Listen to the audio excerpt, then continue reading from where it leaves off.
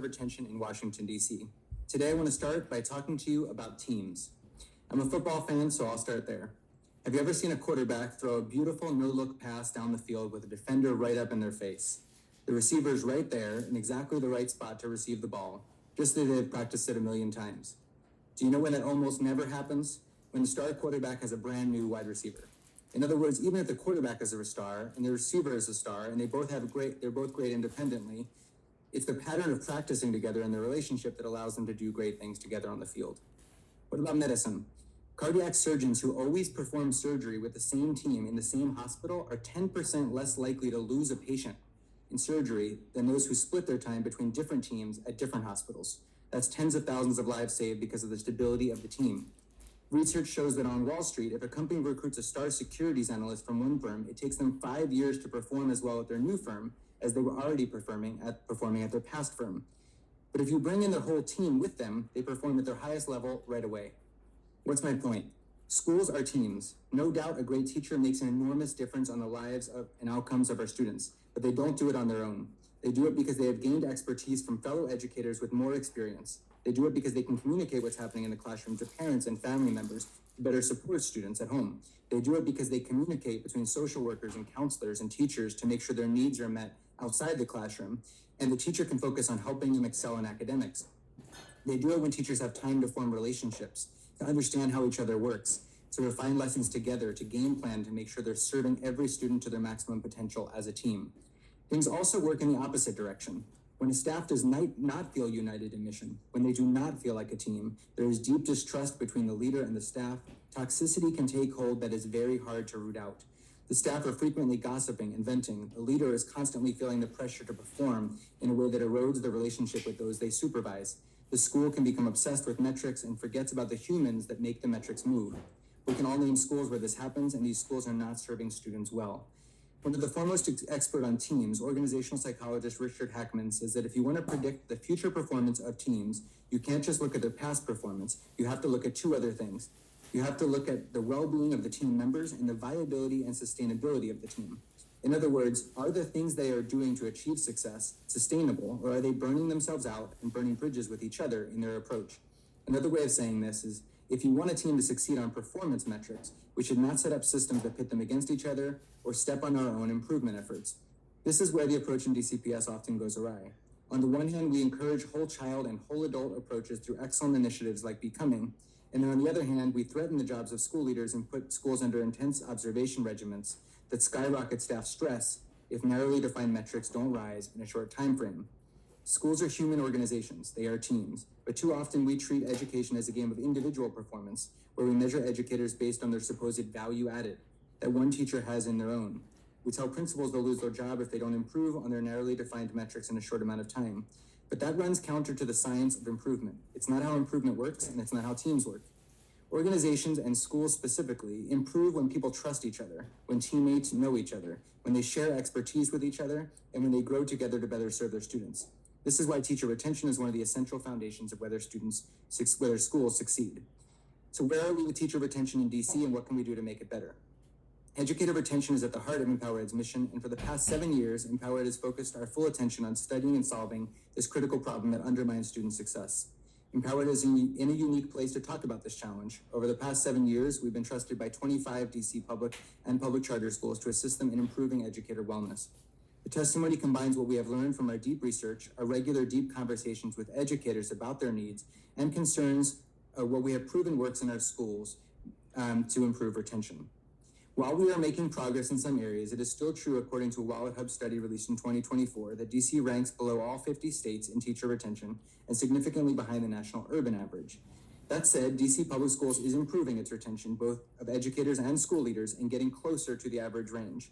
Across industries, losing more than 10% of staff is referred to in the literature as dysfunctional turnover, and that the costs outweigh the benefits.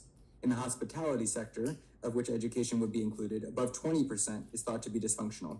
With a 21% turnover rate last year, DCPS is right on that line. However, the charter sector still is experiencing turnover far above the urban average, with a 31% same-school turnover rate from school year 22-23 to 23-24. We must implement solutions that specifically will support retention in the charter sector. Many educators need increased pay in the charter sector, and unlike most states, we do not have a state by statute minimum pay law for educators. We should also consider what support these schools need in order to improve educator voice in decision-making, teacher career lattices, and educator wellness supports. As I note each year in this venue, it's also important to level set that this turnover is not due to higher transients in DC. More transient cities like New York City and LA have stronger retention, and that this turnover is not, quote, good turnover. In fact, the vast majority of educators who leave teaching are educators who have been rated effective or highly effective.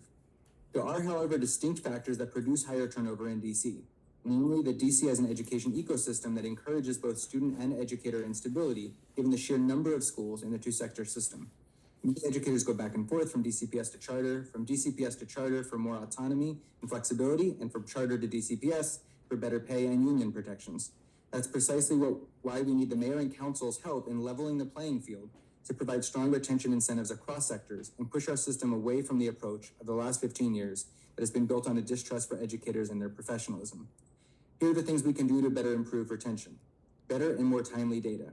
While OSSE's begun reporting data they did not report just 4 years ago, the lag in the data makes it much more difficult to use the data and put it to use.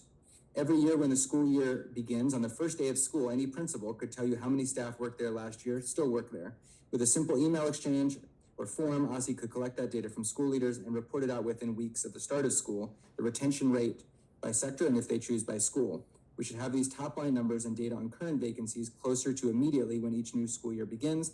At the very latest, this should be required to be publicly reported by October 1st.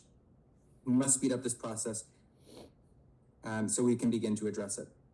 This data is useful for improvement. For example, in this year's data, we can point to a few critically important trends we must address with urgency.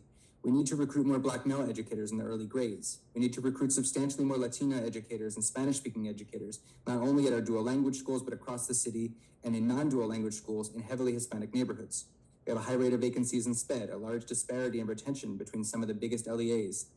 And we will point to some of the LEAs that are making progress, like DC Bilingual, Yu Ying, Statesman Academy, doing a great job retaining first-year teachers. What can we learn from them? LEAs like DC Prep, Meridian, and Academy of Hope are doing well retaining their most veteran teachers. What can we learn from them? In a system that prioritized retention more, we would see immediate investigation by our education leaders into the current disparities in education and retention by LEA, and then convene LEAs with lower retention and those with higher retention, outside partners and experts to immediately implement improvement strategies. The district would provide targeted educator retention funds to those schools to address this issue. We also need to focus on teacher growth and expertise. We must shift our focus and incentive structures from one that prioritizes accountability to one that prioritizes educator growth and expertise. I'm going to read some of the suggestions, and you can find more in my extended testimony. DCPS should also implement more comprehensive and induction and mentoring programs like exist in 31 states. We should pay for national board certification, which promotes teacher expertise and retention. We should consider a year-by-year expansion of co-teaching models that particularly help student achievement with students with disabilities. We should implement more authentic teacher leadership opportunities by expanding the TLI program. We should better support dual language program educators with curriculum support and a focus on equity and inclusiveness.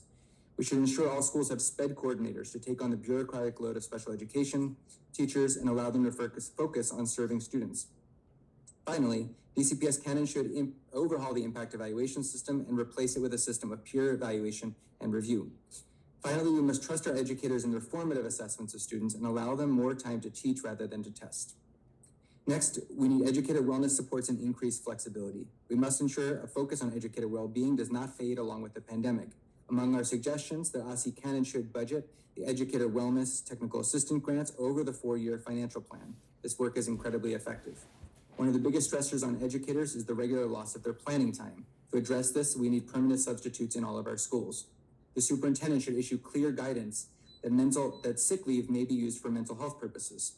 We are closely following all of the flexible scheduling pilots happening across the city right now. We'll be happy to answer questions about what we're hearing so far from educators. DCPS should go much further with its commitment to flexible schedules. Its commitment so far has been nominal, and while some schools are doing it, this is happening mostly in schools with experienced principals who feel comfortable asking their instructional superintendent for that increased flexibility. We must do it in a more systematic way. OSSE and DCPS should create a teacher retention fund that prioritizes targeting funding for schools with the highest turnover rates. And DCPS should invest in principal professional development to support positive working conditions for staff. The wellness and well-being and retention of our principals is directly related to the well-being of our educators. We must also build a diverse and sustainable pipeline. My colleague will talk about this later. We must invest in grow your own programs, the new DC teacher apprenticeship program, and focus on teacher diversity.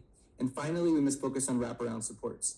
Another way we can support our educators and students at the same time is to ensure we have better wraparound supports for our students by expanding models like community schools.